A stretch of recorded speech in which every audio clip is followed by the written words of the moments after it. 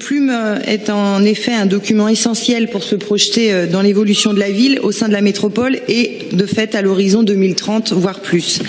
Depuis 2015, en effet, il y a eu un très gros travail de réaliser et qui a associé effectivement un grand nombre d'habitants et de très nombreuses réunions aussi qui ont permis aux uns et aux autres de s'investir à la hauteur de leurs possibilités sur leurs différentes communes. Les habitants de la commune, en effet, attachent de l'importance aux espaces verts et naturels et le Plume arrêté en avril reflète bien cette intention première du respect de l'environnement et du monde des vivants.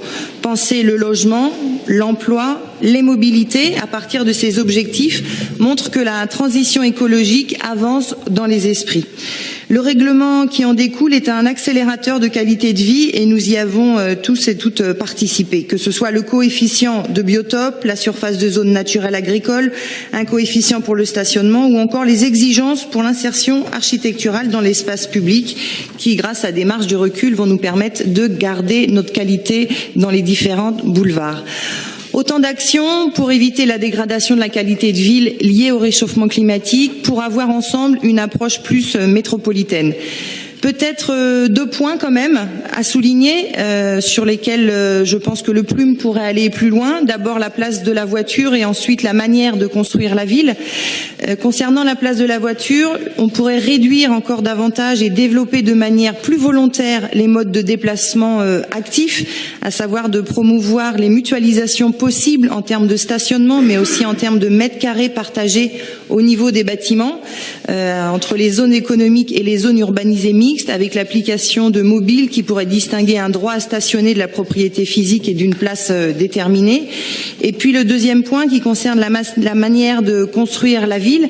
À Nantes, nous avons une méthode de travailler avec les outils dont on dispose, avec nos sociétés d'aménagement, au travers des actes. Vous l'avez dit tout à l'heure, Madame le maire, on maîtrise une parfaite et une vraie qualité architecturale dans nos actes.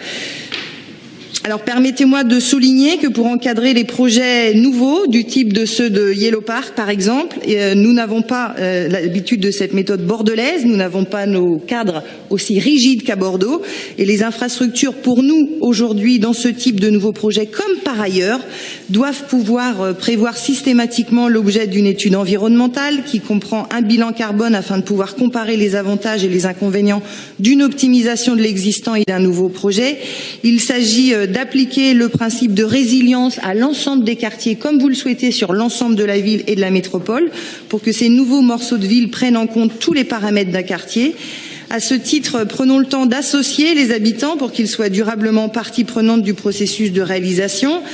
En effet, faciliter la vie, c'est prendre en compte le temps long garantissant un processus d'adhésion. La ville doit continuer d'évoluer, d'où les modifications régulières du Plume. Et en ce sens, bien entendu, nous serons attentifs, comme vous, aux bonnes intentions d'orientation du nouveau document qui se traduisent entre l'urbanisme et le vivre ensemble. Nous voterons et nous serons très attentifs à l'avis des citoyens exprimés à l'enquête publique de septembre prochain. Merci.